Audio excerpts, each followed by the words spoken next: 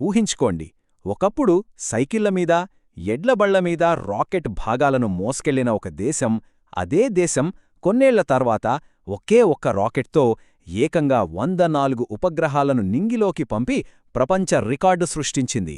ఇది సీమాకథ కాదు, మన ఇస్రో అంటే భారత అంతరిక్ష పరిశోధనా సంస్థ సాధించిన అద్భుతమైన విజయం. ఈరోజు ఈ అసాధారణ ప్రయాణం వెనుక ఉన్న కథను మనం తెలుసుకుందాం. అయితే అసలు ప్రశ్న ఇదే: స్వాతంత్ర్యం వచ్చిన కొత్తలో ఎన్నో సమస్యలతో, పేదరికంతో సతమతమవుతున్న ఒక దేశం ప్రపంచంలోని టాప్ స్పేస్ ఏజెన్సీలలో ఒకటిగా ఎలా ఎదిగింది? అదెలా సాధ్యమైంది? దీని వెనకున్న అసలు రహస్యమేంటి? ఆ ప్రశ్నకు సమాధానం ఈ ఒక్క ఆలోచనలో ఉంది: ఆత్మనిర్భరత. అంటే మన కాళ్లమీద మనం నిలబడటం. డాక్టర్ విక్రమ్ సారాభాయ్ లాంటి దార్శనికులకు ముందే తెలుసు, అంతరిక్ష సాంకేతికత విషయంలో ఇతరులపై ఆధారపడితే ముందుకు వెళ్లలేమని. అందుకే మనకు కావలసినవన్నీ మనమే తయారుచేసుకోవాలనే బలమైన పునాది వేశారు. సరే, మరి ఈ అంతరిక్ష స్వప్నం ఎలా మొదలైంది? ఈ ప్రయాణంలో తొలి అడుగులు ఎలా పడ్డాయో, భారతదేశపు అంతరిక్ష కల ఎలా రూపుదిద్దుకుందో ఇప్పుడు చూద్దాం. ఈ కథ 1962లో ఇన్కోస్పార్ ఏర్పాటుతో మొదలై 1969లో ఇస్రోగా మారింది. కానీ అసలైన టర్నింగ్ పాయింట్ వచ్చింది 1975లో. అప్పుడు సోవియట్ యూనియన్ సహాయంతో మన మొదటి ఉపగ్రహం ఆర్యభట్టను ప్రయోగించాం. అది కేవలం ఒక ఉపగ్రహం కాదు, అంతరిక్షంలోకి భారతదేశపు తొలి అడుగు, ఒక దేశపు ఆత్మవిశ్వాసానికి నిలువుటద్దం. ఉపగ్రహాలను తయారుచేయడం ఒక ఎత్తైతే, వాటిని అంతరిక్షంలోకి పంపడానికి వేరే దేశంపై ఆధారపడటం మరో సవాలు. అది నిజమైన ఆత్మనిర్భరత కాదు కదా. అందుకే మన ఉపగ్రహాలను మనమే పంపుకోవాలి. ఆ లక్ష్యంతో ఇస్రో తన సొంత రాకెట్లను తయారుచేసే కఠినమైన ప్రయాణాన్ని మొదలుపెట్టింది. కాని ఆ దారి అంత తేలికైనది కాదు. డబ్బులేదు, సరైన టెక్నాలజీ లేదు, పైగా అంతర్జాతీయంగా ఆంక్షలు.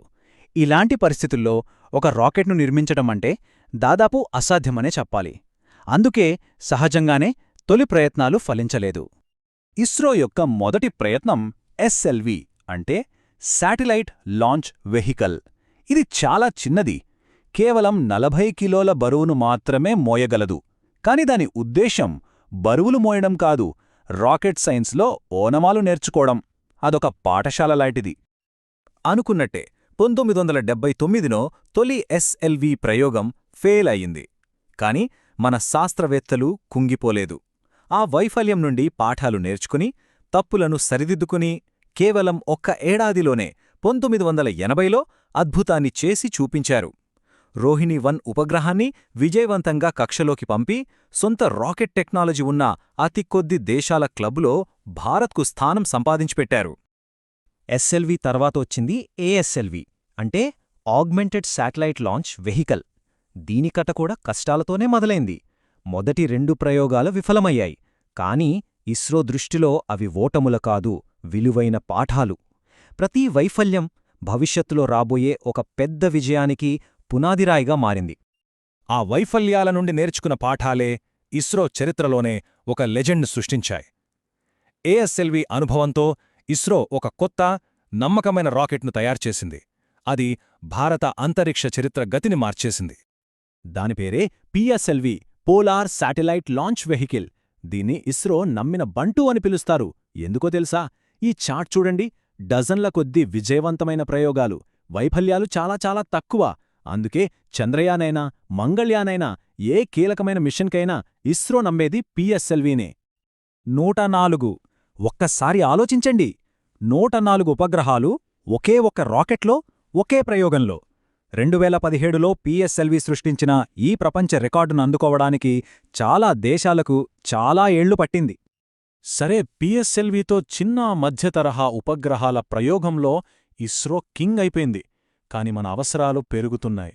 బరువైన కమ్యూనికేషన్ ఉపగ్రహాలను అంతరిక్షంలోకి పంపాలంటే పిఎస్ఎల్వి శక్తి సరిపోదు. అంతకంటే చాలా శక్తివంతమైన రాకెట్ కావాలి.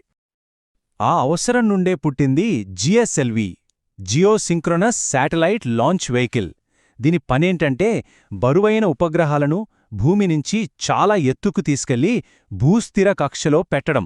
అంటే ఆ శాటిలైట్ ఎప్పుడూ ఇండియా పైనే స్థిరంగా ఉంటుంది. మన టీవీ ప్రసారాలు, మొబైల్ కమ్యూనికేషన్స్, ఇంటర్నెట్ ఇవన్నీ ఇలాంటి శాటిలైట్ల వల్లే సాధ్యం. కాని జిఎస్ఎల్విని తయారు చేయడంలో ఒక పెద్ద టెక్నికల్ ఛాలెంజ్ ఉంది. అదే క్రయోజెనిక్ ఇంజిన్. ఇది మామూలు టెక్నాలజీ కాదు. -250 చలిలో ద్రవరూపంలో ఉండే హైడ్రోజన్, ఆక్సిజన్లను మండించి అపారమైన శక్తిని పుట్టిస్తుంది. ఈ టెక్నాలజీ ప్రపంచంలో కొద్ది దేశాల దగ్గరే ఉంది. వాళ్ళెవ్వరూ దాన్ని మనకివ్వడానికి సిద్ధంగా లేరు. ఈ సవాల్ను ఇస్రో చాలా తెలివిగా ఎదుర్కొంది. ఒకవైపు కొన్ని ఇంజిన్లను రష్యా నుండి కొనుగోలు చేసి ప్రయోగాలు ఆపలేదు. మరోవైపు ఎంతో పట్టుదలతో సొంత ఇంజిన్ను తయారు చేయడం మొదలుపెట్టింది.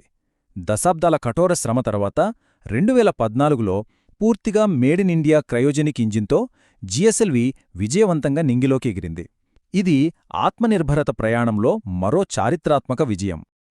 ఇస్రో రాకెట్ల ప్రగతిని మనం ఒక నిచ్చెనలా చూడొచ్చు. పిఎస్ఎల్వి అనేది నమ్మకమైన మొదటి మెట్టు, జిఎస్ఎల్వి బరువైన వాటిని మోసే బలమైన రెండవ మెట్టు. ఇక భవిష్యత్తు LVM-3. దీన్ని బాహుబలి రాకెట్ అని కూడా అంటారు. ఇది ఉపగ్రహాలనే కాదు, మన వ్యోమగాములను అంతరిక్షంలోకి తీసుకెళ్లగల సత్తా ఉన్న వాహనం. సో ఇన్ని విజయాలు సాధించిన తర్వాత ప్రస్తుతం ఇస్రో దగ్గర ఏమేం రాకెట్లున్నాయి, వాటి సామర్థ్యమేంటి, భవిష్యత్తు ప్రణాళికలు ఎలా ఉన్నాయో ఒకసారి చూద్దాం. ఇది నేటి ఇస్రో యొక్క రాకెట్ ఫ్యామిలీ. చిన్న శాటిలైట్లను త్వరగా తక్కువ ఖర్చుతో పంపాలా? SSLV ఉంది. నమ్మకం కావాలా? PSLV ఉంది. బరువైన కమ్యూనికేషన్ శాటిలైట్ కోసమా? GSLV ఉంది. ఇక గగన్యాన్ లాంటి మానవ సహిత యాత్రలు, చంద్రయాన్-3 లాంటి భారీ మిషన్ల కోసమా? LVM-3 సిద్ధంగా ఉంది. అంటే ఏ అవసరానికైనా ఇస్రో దగ్గర ఒక సమాధానం రెడీగా ఉంది. ఒకప్పుడు సైకిళ్లపై మొదలైన ప్రయాణం ఇప్పుడు చంద్రుడిపై అడుగుపెట్టి సూర్యుడివైపు దూసుకెళ్తోంది.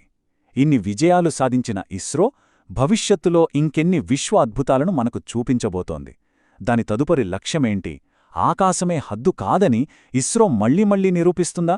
కాలమే సమాధానం చెప్పాలి.